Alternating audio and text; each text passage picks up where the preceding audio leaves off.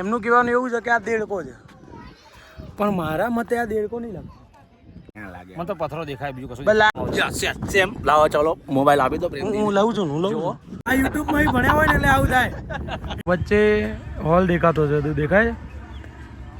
એ તીર માર્યું હતું રાજાએ. ગુડ મોર્નિંગ ગાઈસ, કેમ છો તમે બધા? તો જો આજે બીજો દિવસ છે અમારો આબુની અંદર. અમે જઈ રહ્યા છીએ નક્કી લેક જોઈશું. ઉપર જઈશું, ઉપર જે મેન સનસેટ પોઈન્ટ છે, કદાચ ત્યાંથી અમે આખો વ્યૂ લઈએ તો ત્યાંથી બતાવીશું. અને પછી અમે જવાના છીએ ગૌમુખ, કે ત્યાંનું બી આપણે શું છે એ બી બતાવીશું. મળીએ ચલો તો પછી ડાયરેક્ટ આગળ ત્યાં જઈએ છીએ આપણે નક્કી લેક ત્યાં જઈએ. તો અત્યારે અમે આવીએ છીએ નક્કી લેકમાં ઉપર, જે ટોડ રોક કહેવાય છે ત્યાં આગળ. અને અહીંયાથી આખું નક્કી લેક દેખાય છે. નક્કી લેક દેખાય છે. તો એ બતાવીએ તમને, જોઈ લો. નક્કી લેક અહીંયાથી ચાલુ થાય છે, આ જગ્યાએથી. અને અહીંયાથી આટલું આખું અહીંયા સુધી નક્કી લેક છે.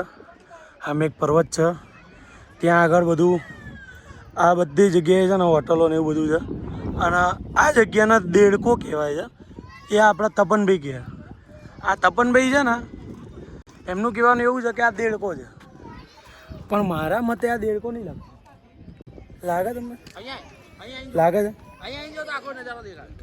તો લાગે તો ખબર પડશે, બાકી મને નહીં લાગતું. પણ જોઈએ હવે તપનભાઈ ઉપર બોલાવો તો જઈએ.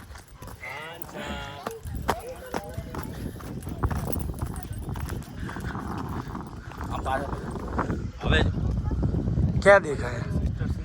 ક્યાં દેડકો દેખાય એમ કહો તો મને. દેડકો એકદમ એક્ચ્યુઅલ દેડકો નહીં, દેડકા જેવો આકાર આ તો એવું લાગે કેવો હોય. આ તો એવું લાગે કે પેલો જેગવારનો ચિત્તો આમ છલાંગ મારતો હોય ને એવું લાગે છે.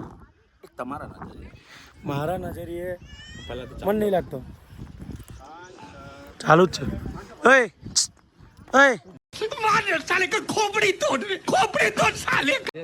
નિલેશભાઈ, આકાર જે દેડકો બેઠો હોય, દેડકો હોય. shape હોય.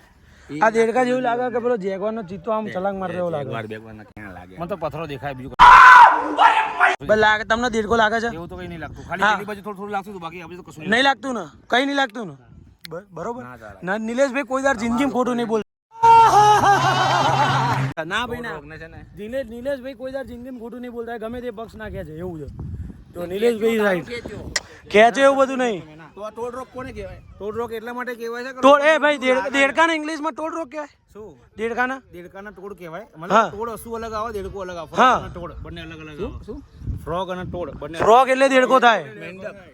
એ ફ્રોગ એટલે દેડકો થાય. હિન્દીમાં કહેવાય. હા, એના જેવો જોયું? ના ભણને કા નતીજા, ના ભણને યુટ્યુબમાં ભણેલા નતીજા, યુટ્યુબમાં ભણેલા નતીજા. જેગવાર ભરાય બતાવી દીધો. તો બકા આકાર તો એવો જ લાગે છે. જો આ વિડીયોમાં જો, વિડીયોમાં કેવું લાગે છે? લાગે છે જેગવારનો ચિત્તો હોય. ના ના, મને તો હા, પણ હું તને કહું છું, મને કેવું લાગે ખબર છે? બાકી બધાને ખબર નહીં કેવું લાગે છે, પણ પેલા ડેડવાય પેલા તલાવની અંદર મોઢું બહાર કાઢેલું ને એના જેવું લાગે છે. તો ભાઈ જો આવી અમારે તો ભાઈબંધો જોડે આવું જોઈએ, બધાની એકબીજાની ખેંચવાની. આ યુટ્યુબમાં ભણેલા છે, આખી જિંદગી ભણવામાં કાઢી, પણ યુટ્યુબમાં જ ભણવાનું કાઢી. એટલે યુટ્યુબમાં આવું બધું જ બતાવે છે. આ નક્કી લેક છે, આ નક્કી લેક છે. એ ભાઈ ના જવું બે, એમ તો કે મગજ થોડી કઈ નહીં. જો આનો ઇતિહાસ કહીએ કઈ કહો. મને કઈ ખબર નથી. આના બે ખૂણા છે, અને બે ખૂણેથી આનો ફોટો પાડો ને, એક તો જો પેલી બાજુનો ખૂણો છે અને આ બાજુનો ખૂણો છે. એ બે માંથી કોઈ બી ખૂણેથી ફોટો પાડો ને તો એવું લાગે જાણે કે દેડકો છે ને નક્કી લેકની અંદર કૂદકો મારવાનો છે. સેમ. લાવો ચલો મોબાઈલ આપી દો. હું લઉં છું. ક્યાં લાગે છે? ક્યાં લાગે છે? ક્યાં લાગે? આ જોઈ લો. એને જેવું તો આ દેડકો અહીંથી આમ અહીંથી જોવું હોય. આમ રાખ. આ દેડકાનું મોઢું છે, આમ છલાંગ મારે. છલાંગ માં સીધો. અબે એ ભાઈ હા બ્રો, ના ભાઈ આ છે. હવે હું કહું, એ છે ને દેડવું હતું ને, થોડું ડેકું બહાર કાઢ્યું તો ડબુક દિન પાછું ગલી લે. તમે કહો પર. ચલો ભાઈ, ચલો એક કામ કરીએ, બધા બેસી જાઓ. સભા જમાઈ બેસી જાઓ, કામ કરો, બેસી જાઓ. બેસી જાઓ. બતાવો કરીએ. બતાવો કરીએ. આનો ઇતિહાસ કહેવામાં એવો ના ઉભા રહો. નિલેશભાઈ તપનભાઈએ ઇતિહાસ એવો કીધો હતો કે નખી લેકનો ઇતિહાસ કે આજથી વર્ષો પહેલાં જ્યારે રાજા રજવાડા અહીંયા રહેતા હતા, મતલબ આની આજુબાજુના ગામમાં, તો આ આબુ ગામની અંદર છોકરી એક હતી. તો એ રાજાને પસંદ પડી ગઈ. હવે રાજાને પસંદ પડી અને છોકરીને તકલીફ પડી કે ગરમી લાગે છે, તો અહીંયા ઠંડક જોઈતી હતી. એટલે અહીંયા તળાવ ખોદાવાનું હતું. તો એને તપસ્યા કરી રાજાએ, એને શ્રી કૃષ્ણ ભગવાન પ્રસન્ન થયા અને શ્રી કૃષ્ણ ભગવાને શું જોઈએ છે એમ પૂછી લીધું. તો રાજાએ એવું કીધું કે મને એક જ રાતમાં નખ વડે આખું તળાવ ખોદીને આલો. તો એટલે એ ટાઈમે મજૂરોએ નખથી ખોદ્યું હતું તળાવ, એટલે નખી લેક કહેવાય છે આના. એવો ઇતિહાસ. હા, એ નખવાળું મેં તને કીધું તું, ખબર છે કે નખ કંઈક નખના કંઈક લાગતી વળગતું છે એટલે નખી લેક. એટલે મેં પેલા કીધેલું તાર ભાઈ, મેં તો ઇતિહાસ કીધો પણ પેલા મંદિરનો ઇતિહાસ કહું. ઝૂમ કરજો થોડું. વારો ખાલી બે ધજાઓ સાથે આગળ મંદિર નહીં દેખાય જો 5x માં લીધું છે. એનો ઇતિહાસ એ છે કે મને ખબર યુટ્યુબમાં ભણ્યા હોય ને એટલે આવું થાય. યુટ્યુબમાં આટલું જ જોયું હતું, યુટ્યુબમાં પેલું બતાવ્યું જ નહીં. ચાલો તાર મળીએ.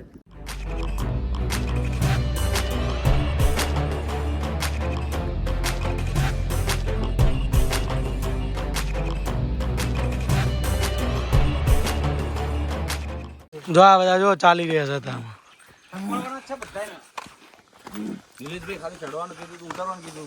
હા હા હા, આવો જઈએ છે ગૌમુખ.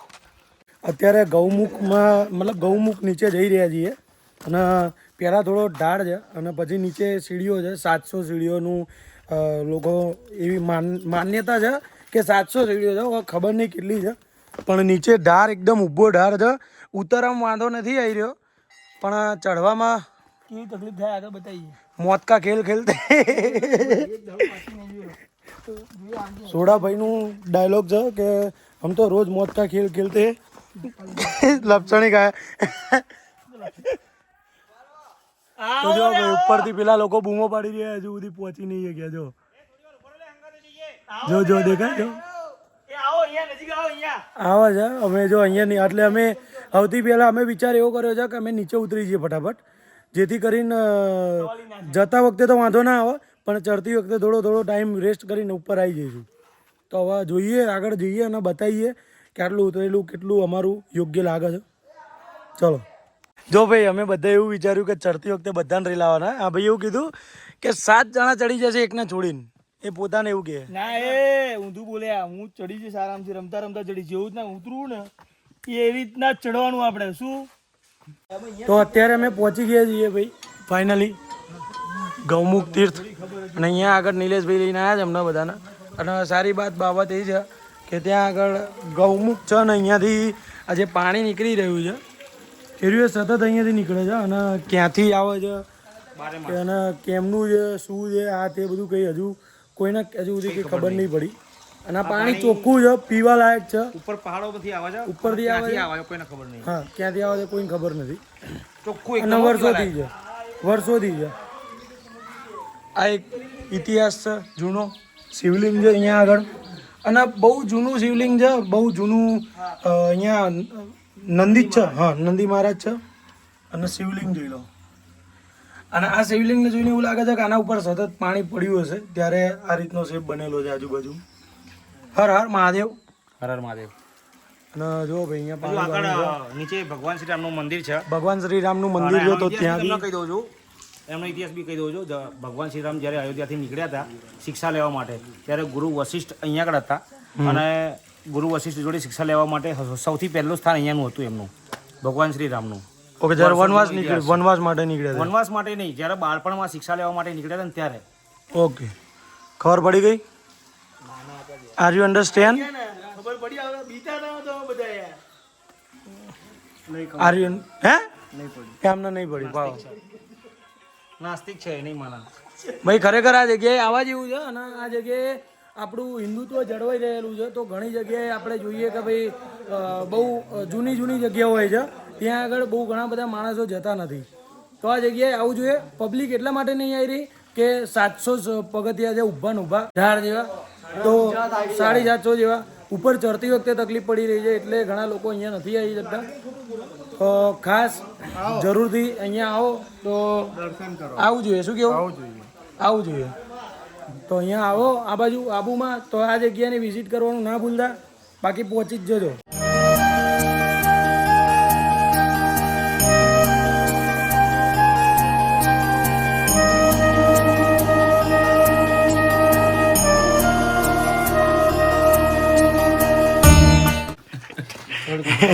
આ માણસ કહેતા હતા शेर अकेला चढ़ा है रोज मौत का खेल खेलते हैं खेले क्या रमता रमता तभी यही चमची થાકી ગયા આજો આલીને આવી જો આ મહેનત કરે જો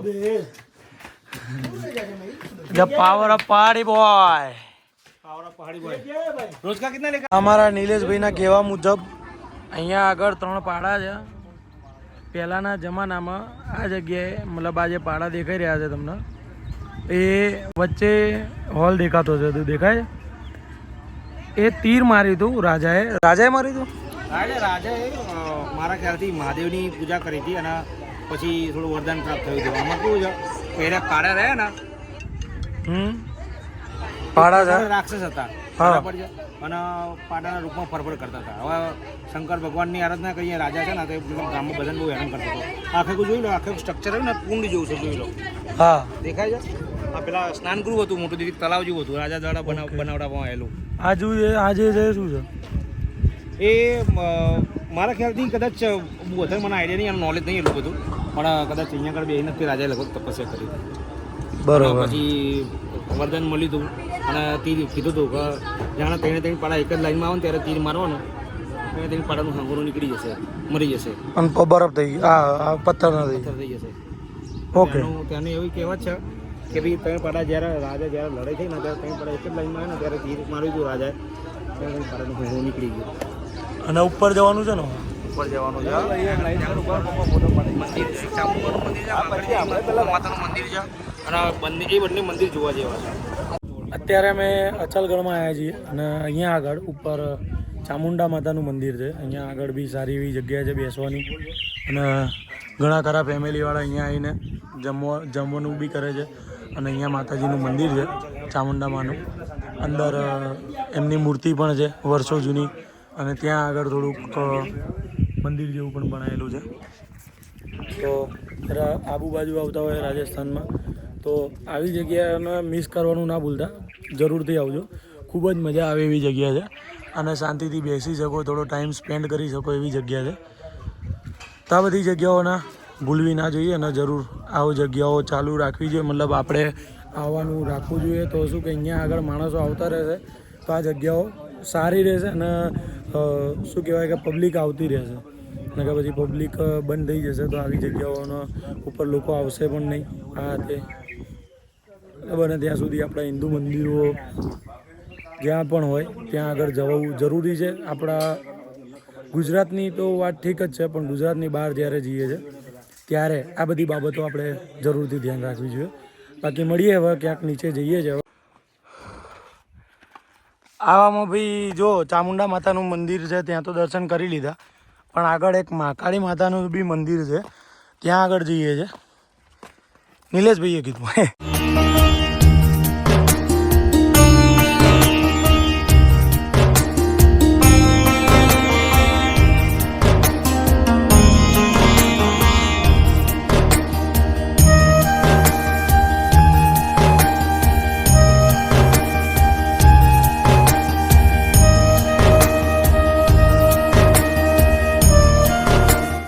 તો જો ભાઈ અમે તો મોજ કરીને પાછા આવી ગયા છીએ પાછા ઘરે મતલબ બધા હોય એમની રીતે એમના ઘરે જતા રહે છે અને અમે અમારી રીતે ઘરે આવી ગયા છીએ તો ટ્રીપની અંદર ઘણી મજા આવી ભાઈ આબુની ટ્રીપમાં અને આવી નેક્સ્ટ હવે જોરદાર ટ્રીપ કરવાના છીએ તો હવે જોઈએ કેમનું થાય છે શું છે આ તે અને એના ઉપર હવે વધારે ભાર મૂકવામાં આવશે વધારેમાં વધારે પ્રાચીન મંદિરો આપણા કહેવાય કે સનાતન ધર્મને લગતા દરેક મંદિરો અને એવી જગ્યાઓનો હું મારી રીતે ફ્રીમાં પ્રમોટ કરીશ તો મળીએ એક નવા બ્લોગ સાથે નવી મોજ સાથે તો જોતા રહેજો video thank you so much